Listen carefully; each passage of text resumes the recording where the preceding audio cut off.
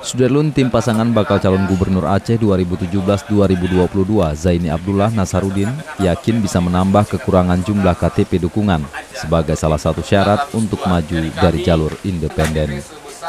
Sesuai hasil pleno KIP Aceh, pasangan Azan masih harus menambah 28 ribuan KTP lagi.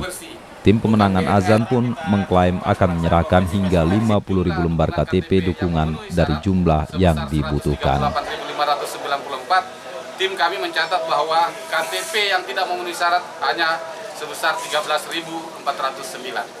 Kami sudah memprediksikan kemungkinan bahwa KTP untuk tahap pertama tidak mencukupi. Oleh karenanya saat ini tim Azan telah menginput data KTP sejumlah 50.000 kurang lebih.